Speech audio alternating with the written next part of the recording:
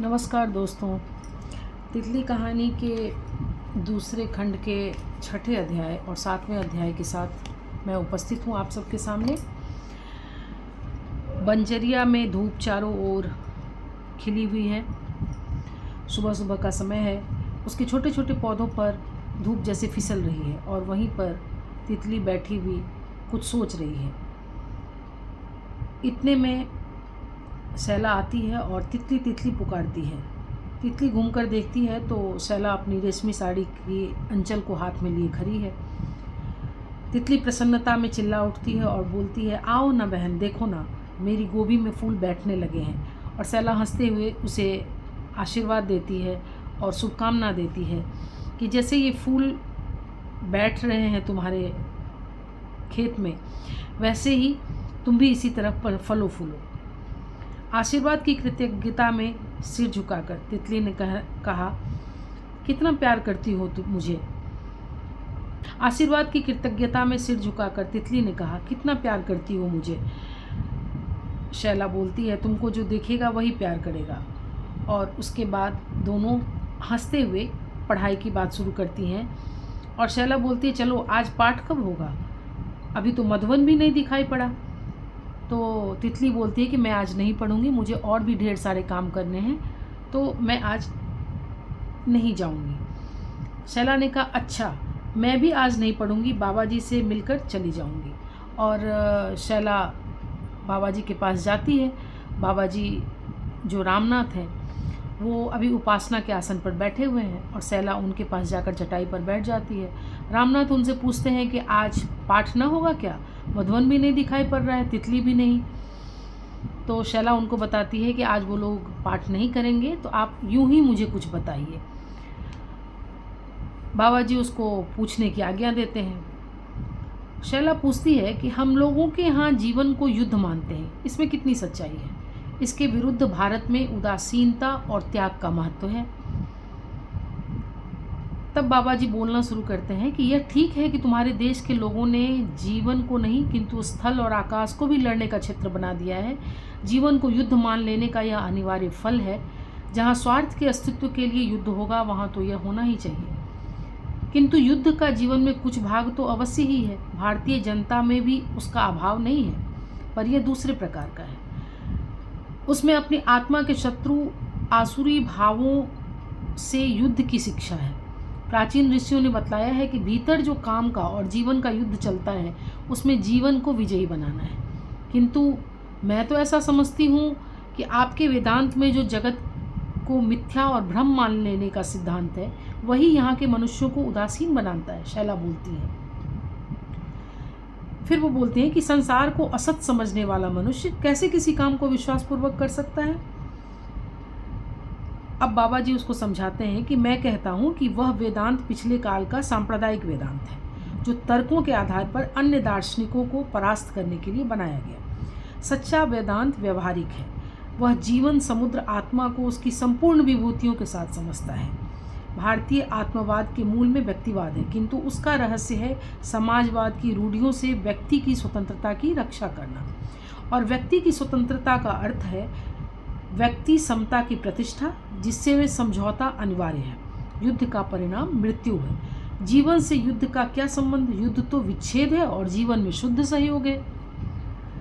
तो शैला बोलती है कि अच्छा, तो फिर मैं यही मान लेती हूँ।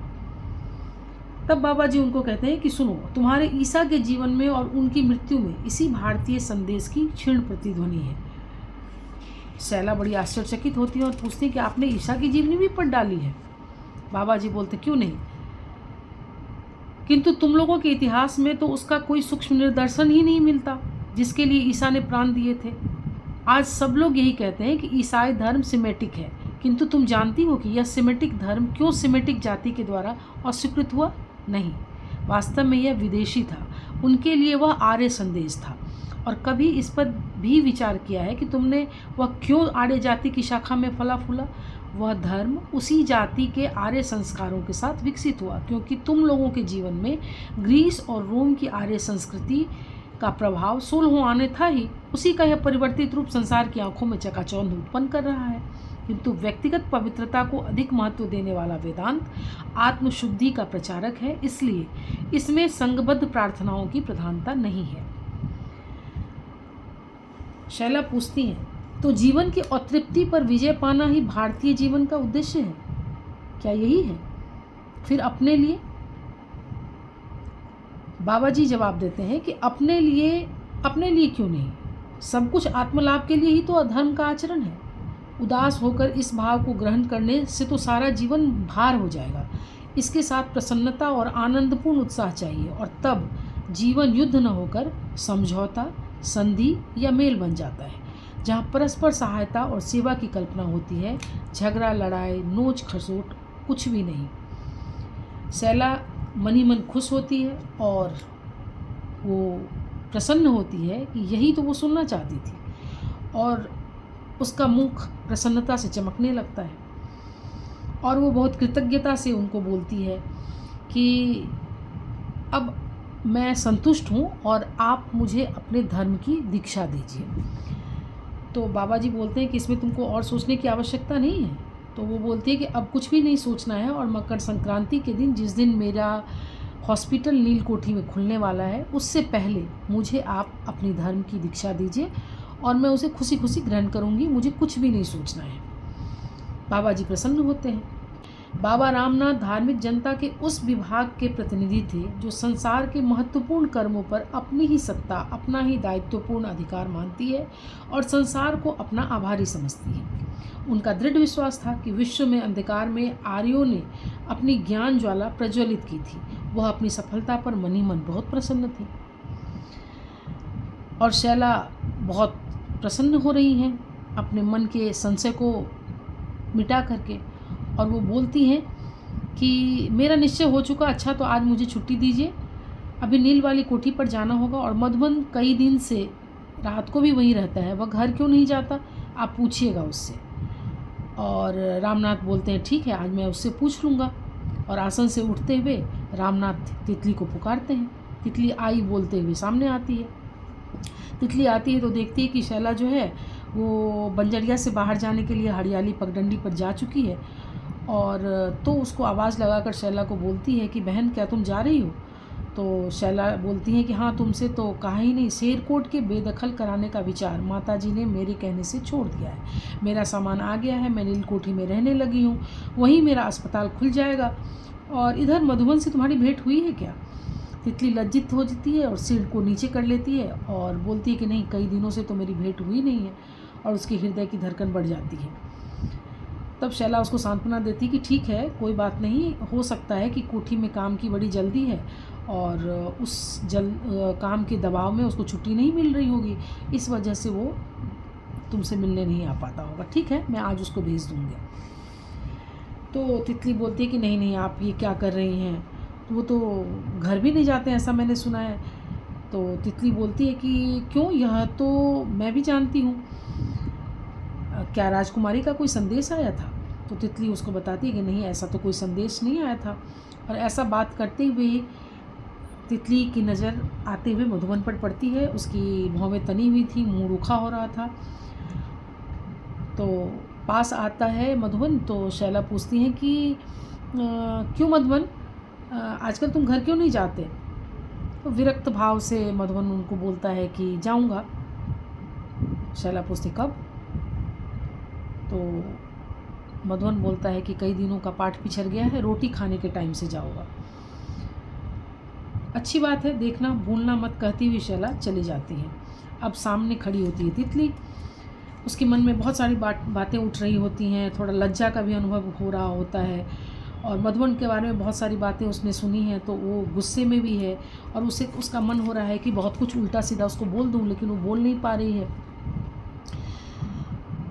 तो अंदर से थोड़ी प्रसन्न और गुस्सा दोनों होते हुए तितली उससे पूछती है कि आजकल तुमको रूठना कब से आ गया है?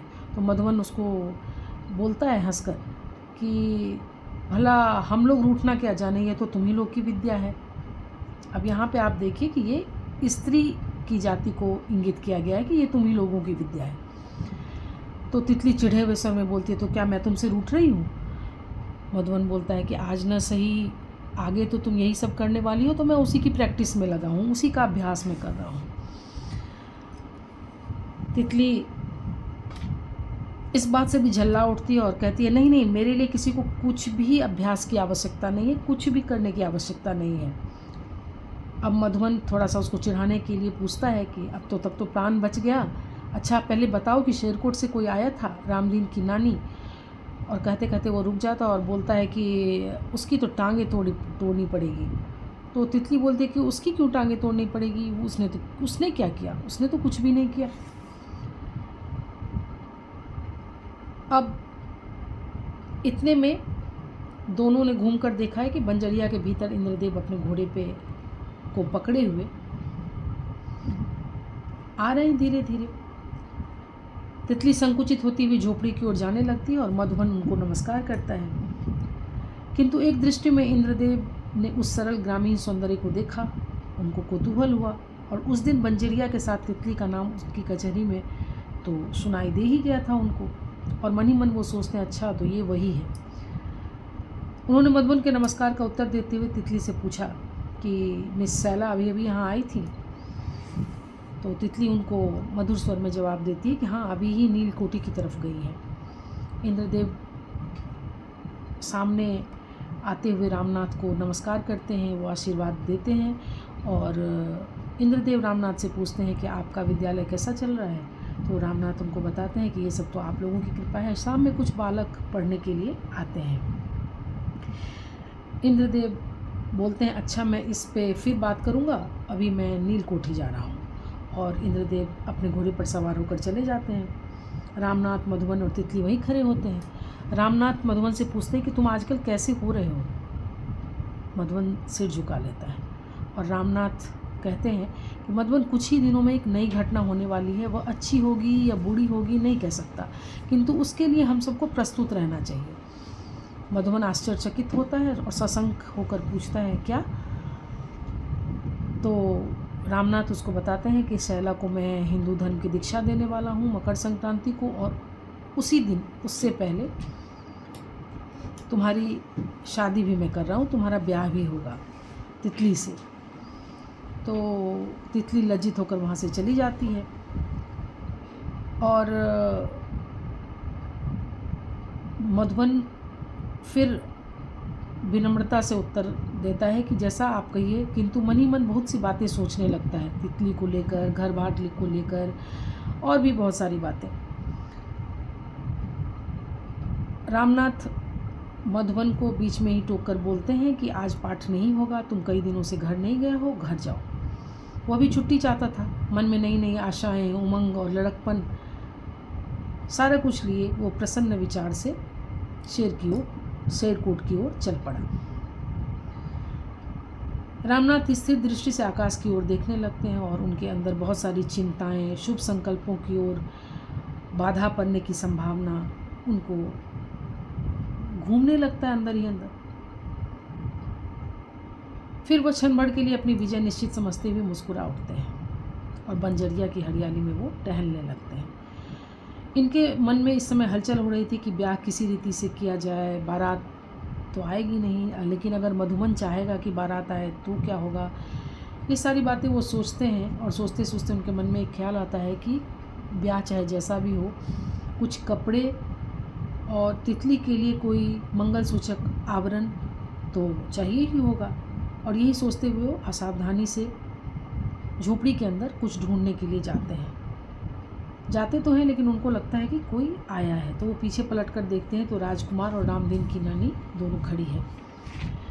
और प्रसन्न होते हैं और राजकुमारी को बोलते हैं कि मैं तुम्हारा इंतज़ार ही कर रहा था। राजकुमारी आती है और उनको बोलती है कि बाबा जी, ये ब्याह तो नहीं होगा। रामनाथ बड़े आश्चर्य में पूछते हैं, क्यों नहीं, क्यों होगा? अब राजकुमारी को मौका मिलता है, वो बोलने लगती है, ऐसे निठल्ले से तितली का ब्याह करके उस लड़की को क्या भार में झोंकना चाहते हैं? आज कई दिनों से वह घर नहीं आता, मैं मर कुट कर गृहस्थी का काम चलाती हूँ। बाबा जी, इतने दिनों से आपने भी मुझे इसी गांव में देखा सुना है, मैंने अपने दुख के दिन किस तरह काट रही हूँ, ये सब जानते हैं। कहते कहते राजकुमारी की आंखों में आंसू भर गए। रामनाथ हतबुद्धि से उस स्त्री का अभिनय देखने लगे जो आज तक अपनी चरित्र दृढ़ता की, यश पताका गांव भर में ऊंची किए हुए थी। राजकुमारी का दारिद्र्य में रहते हुए भी कुलीनता का अनुशासन सब लोग जानते थे, किंतु सहसा आज ये कैसा परिवर्तन। रामनाथ पूरे बल से इस लीला का प्रत्याख्यान करने के लिए मन में संकल्पित होते हैं और बोलते हैं कि सुनो राजू, ये ब्याह तो होगा ही, मैं किसी की भी बात नहीं सुनूंगा, तुम्हारी भी नहीं सुनूंगा। और क्या तुम्हारे ऊपर मेरा कुछ अधिकार नहीं? आज ऐसी बात क्यों कर रही हो तुम? राजकुमारी तिलमिला उठती है, बोलती है नहीं, मैं राजकुमारी हूँ, मैं इंद्रदेव के साथ उसकी शादी करवाऊंगी, मैं करवाऊंगी, मैं आपको ये वचन देती हूँ, मैं करवाऊंगी। रामनाथ के सिर के बाल खड़े हो गए। यह क्या कर रही हो तुम? तितली से इंद्रदेव का ब्याह असंभव है। राजकुमारी बोलती है ये बिल्कुल असंभव नहीं, ये संभव है और मैं ये करवाऊंगी। रामनाथ बिल्कुल तैयार नहीं हो रहे। तो अब राजकुमारी बोलती है कि तब दोनों को ही गांव छोड़ना पड़ेगा और आप दो दिन के लिए अपने बल पर जो चाहे कर लेंगे, फिर तो आप जानते हैं कि बंजरिया और शेरकोट दोनों ही निकल जाएंगे। रामनाथ चुप होकर विचारने लगते हैं और फिर सहसा उत्तेजित होकर बड़बड़ा उठते हैं। तुम भूल करती हो राजू, तितली को मधुवन के साथ परदेश जाना पड़े यह भी मैं सह लूँगा, पर उसका ब्याह दूसरे के साथ नहीं होने दूंगा, क्योंकि अगर ऐसा होता है तो तितली जी न पाएगी। रामनाथ का इतना बोलना था कि राजकुमारी का रूप बदलता है। वो बड़े तीखे स्वर में बोलती है, तो आप मधुवन का सर्वनाश करना ही चाहते हैं, कीजिए, मैं स्त्री हूँ, क्या कर सकूँगी। वह आँखों से आंसू गिराती हुई वहाँ से उठकर चली जाती है। रामनाथ भी उसको रोकते नहीं, रामनाथ भी काठ की तरह चुपचाप बैठे रहे। और जब वो चली जाती है तो वो अपनी पोटली टटोलने के लिए झोपड़ी में जाते हैं। जब रामनाथ झोपड़ी में से कुछ हाथ में लिए बाहर निकलते हैं तो मधुवन सामने पड़ता है और उसका चेहरा क्रोध से तमतमा रहा है और वो रामनाथ को बोलता है कि बाबा जी, मैं घर गया था, लेकिन यह क्या, मैं तो तहसीलदार से ही परेशान था, उसको मैं ठीक करना चाहता था, लेकिन अब तो चौबे भी मेरे घर आने लगा है और पता नहीं क्या पाठ पढ़ा रहा होगा वो हमारे घर में आकर। वो लफंगा किस साहस पर मेरे घर पर आया था, मैं तो उसका खून पी जाऊंगा। रामनाथ उसके बढ़ते हुए क्रोध को शांत करने की इच्छा से कहते हैं कि सुनो मधुवन, राजू फिर भी तो स्त्री है, उसे तुम्हारी भलाई का लोभ किसी ने दिया होगा, वह बेचारी उसी विचार से यहाँ आई होगी। मधुवन चीखता है, नहीं बाबा जी, इसमें कुछ और भी रहस्य है, वह चाहे मैं अभी भी न समझ सका हूँ। और मधुवन कहते कहते ये सिर नीचे कर लेता है और गंभीर चिंता में निमग्न हो जाता है। अंत में रामनाथ बड़े दृढ़ स्वर में उसको वो पोटली से निकाला हुआ कुछ रुपया देते हैं और उसको कहते हैं कि तुमको आज ही शहर जाना पड़ेगा और ये रुपये लो और कुछ वस्तुओं की लिस्ट है, सूची है, इसको तुमको सबको लेकर आना है। और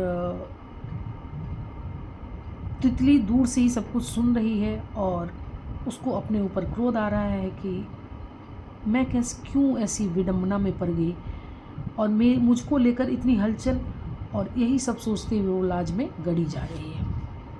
इधर क्या होता है कि शैला का छोटी कोठी से हट जाना रामदीन को बहुत बुरा लगता है और वह माधुरी, श्याम दुलारी और इंद्रदेव से भी मन ही मन जलने लगता है। लड़का था, बच्चा था, उसे अपने साथ स्नेह से व्यवहार करने वाली शैला के प्रति तीव्र सहानुभूति हुई। वह बिना सोचे समझे मलिया के कहने पर विश्वास कर बैठा कि शैला को छोटी कोठी से हटाने में गहरी चालबाजी है, अब वह इस गांव में भी नहीं रहने पाएगी, नील कोठी में से भी कुछ ही दिनों में वो निकाल दी जाएगी। रामदीन रोज से भर उठा, कोठी का नौकर है, अब उसमें इतना गुस्सा आ गया, वो धैर्य नहीं रख सका और वो क्या करता कि कभी तरकारी धोने जाता तो कीचड़ से भर के ले आता, कभी तांबे का घड़ा लेकर गिर पड़ता, कभी मलिया को चिकोटी काट कर भाग जाता। और सबसे बड़ा जो काम उसने किया वो माधुरी को आंख तरेने का काम। अब उसको अनवड़ी को मुँह चिढ़ाने के लिए भी डांटा जा रहा था। तो डिफरेंट तरह का, बहुत तरह की बदमाशियाँ वो शैला के नहीं रहने के कारण करने लगा था। और इस सब को तब और हवा मिल गई जब अनवरी का चमड़े की छोटी सी थैली गुम हो गई। तब तो रामदीन पर बेभाव की पड़ी। चोरी के लिए वह अच्छी तरह पिटा, लेकिन एक्सेप्ट करने के लिए वो तैयार नहीं था, वो स्वीकार नहीं कर रहा था। माधुरी ने स्वभाव के अनुसार चौबे जी को कहा कि इसको खूब पीटो, या पीटने से ही मानेगा। तो चौबे उसको बताते हैं कि नहीं, पीटने से नहीं होगा, इसको पुलिस में देना पड़ेगा। अब माधुरी इंद्रदेव को बुलाती हैं और नून मिर्च लगाकर उनको पूरी बात सुनाती हैं और पुलिस में भेजने को कहती हैं। इंद्रदेव गंभीर होकर सोचने लगते हैं कि बात क्या है कि शैला के यहाँ से जाते ही रामदीन को क्या हो गया। अब वो जो सोचने लगते हैं तो शैला को बड़ा शंका होती है उनको कि अब भाई साहब क्या करेंगे। तो वो बोल रही हैं कि भाई साहब मैं कहती हूँ ना, इसे पुलिस में भी दीजिए, नहीं तो आगे चलकर ये पक्का चोर बनेगा और ये देहात इसके अत्याचार से लूट जाएगा। अब इंद्रदेव सोच रहे हैं कि बच्चा है, इसको इतना कड़ा दंड देने से सुधार होने की संभावना तो है नहीं, उल्टे इसके स्वभाव में उच्छृंखलता आ जाएगी। तो ऐसा करो कि इसको शैला के पास भेज दो, ये वहाँ ठीक रहेगा। माधुरी और आग हो जाती है और गुस्सा हो जाती है और क्रोधित होकर बोलती है कि उन्हीं के साथ रहकर तो बिगड़ा है, फिर वहाँ ना भेजूंगी। मैं कहती हूँ भाई साहब इसे पुलिस में भेजना ही होगा। अनवरी भी उसका सपोर्ट करती है। अब अनवरी का बैग गुम हो गया था और इस पर भी इंद्रदेव को विश्वास करना ही पड़ा। और लेकिन इंद्रदेव का अनवरी के इस तरह से घरेलू संबंध में आपस में बोलना अच्छा नहीं लग रहा था। उनको बहुत क्रोध आया हुआ था। रामदीन को बुलाया गया। अनवरी पर जो क्रोध था उसे किसी पर निकालना तो था ही, और जब दुर्बल प्राणी सामने हो तो हृदय के संतोष के लिए अच्छा अवसर मिल जाता है। रामदीन के सामने आते ही इंद्रदेव का रूप देखकर रोना आरंभ कर दिया। उठा हुआ थप्पड़ रुक गया। इंद्रदेव ने डांट कर पूछा, क्यों बे, तूने मनी बैग चुरा लिया है? अब वो रो रो कर बोलने लगा, नहीं मैंने नहीं चुराया, और ये डॉक्टर साहब मुझे एक दिन कहती थी कि तुझे पुलिस में भेज दूंगी मैं, और तुझे पुलिस में भेजे बिना मुझे चैन नहीं, और मेरे खेत चुराकर मेरी नानी को भूखों मारने की भी धमकी देती थी। इंद्रदेव कड़क कर उसको बोलते हैं, चुप बदमाश, क्या तुमने उसकी कोई बुराई है जो ऐसा करेगी? अब वो फिर रो रो कर बोलने लगता है, मैं जो मेम साहब का काम करता हूँ, मलिया भी कहती थी कि बीबी रानी मेम साहब को निकाल कर ही छोड़ेंगी, और तुमको भी। अब जैसे ही ये बात वो बोलता है कि माधुरी और अनवरी सबके हौसले पस्त होने लगते हैं। बीबी रानी अपना नाम सुनकर क्षोभ और क्रोध से लाल हो जाती हैं और बोलती हैं, सुना ना इस पाजी का ये हौसला, कितनी झूठी झूठी बातें भी बना सकता है यह। और माधुरी कहते हुए रोने लगी। आगे उनके लिए बोलना असंभव हो रहा था। बात में सत्यांश था। वह क्रोध न करके अपनी सफाई देने की चेष्टा करने लगी। उसके बाद बोलती हैं कि बुलाओ तो मलिया को, कोई सुनता है कि नहीं। इंद्रदेव को लगा कि विषय बड़ा भीषण है, इसको बढ़ाने से तो कोई काम नहीं। तो अब वो पुलिस में उसको भेजने के लिए निश्चित करते हैं। रामदीन की नानी दौड़ी आई और वो भी बहुत रोने गाने लगी, लेकिन इंद्रदेव को अपना मत बदलना ठीक न लगा। हाँ, उन्होंने रामदीन को चुनार के रिफॉर्मेटरी में भेजने के लिए मजिस्ट्रेट को चिट्ठी लिख दी। शैला के हटते ही उसका प्रभु भक्त बाल सेवक किस तरह निकाला जाएगा ये उसे अंदाज़ा नहीं था। इंद्रदेव ने देखा कि समस्या जटिल होती जा रही है। उसके मन में एक बार यह विचार आया कि वह यहाँ से जाकर कहीं पर अपनी बैरिस्ट्री की प्रैक्टिकल करने लगे, परंतु शैला, अभी तो उसके काम का आरंभ हो रहा है, वह क्या समझेगी मेरे बारे में? मेरी कायरता पर उसे कितनी लज्जा होगी, और मैं ही क्यों ऐसा करूं? रामदीन के लिए अपना घर तो बिगाड़ूंगा नहीं, पर यह चाल कब तक चलेगी? एक छोटे से घर में साम्राज्य किसी नीति बरतने में उन्हें बड़ी पीड़ा होने लगी। अधिक न सोचकर वह बाहर घूमने चले गए, और शैला को रामदीन की बात तब मालूम हुई जब वह मजिस्ट्रेट के इजलास पर पहुंच चुका था और पुलिस ने किसी तरह अपराध प्रमाणित कर दिया था। साथ ही इंद्रदेव जैसे प्रतिष्ठित जमींदार का पत्र भी रिफॉर्मेटरी भेजने के लिए पहुंच गया था। शैला दुखी हैं कि उनके आते ही ये क्या हो गया, रामदीन को जेल क्यों भेजा जा रहा है। तो बात यहीं पर 7वें अध्याय में अटक गई है। अब इन 2 अध्यायों में जो मुझे बहुत स्पर्श किया वो 2 बातें ये थी कि भारतीय धर्म में, भारतीय धर्म की मान्यताओं में, भारतीय जनमानस में जो आत्मवाद के मूल में व्यक्तिवाद है, किंतु उसका रहस्य है समाजवाद की रूढ़ियों में व्यक्ति की स्वतंत्रता की रक्षा करना। और व्यक्ति की स्वतंत्रता का अर्थ है व्यक्ति समता की प्रतिष्ठा, जिसमें समझौता अनिवार्य है। युद्ध का परिणाम मृत्यु है। जीवन से युद्ध का क्या संबंध? युद्ध तो विच्छेद है और जीवन में शुद्ध सहयोग है। ये बातें मुझे बहुत अच्छी लगी। और एक बात और जो मुझे इसमें प्रभावित कर गई वो ये कि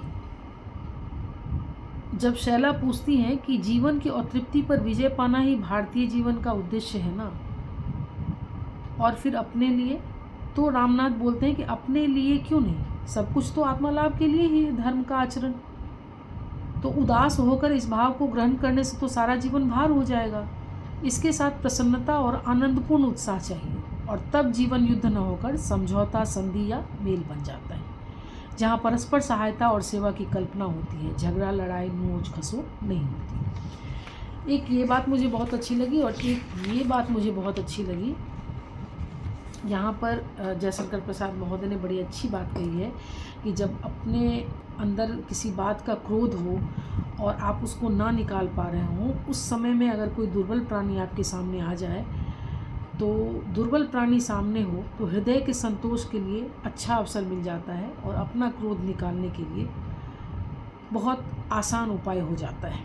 तो ये दो बातें मुझे इन 2 अध्यायों में अच्छी लगी। अगले अध्याय के साथ मैं आप सबके सामने फिर उपस्थित होंगी। तब तक के लिए बहुत बहुत धन्यवाद, बहुत बहुत नमस्कार।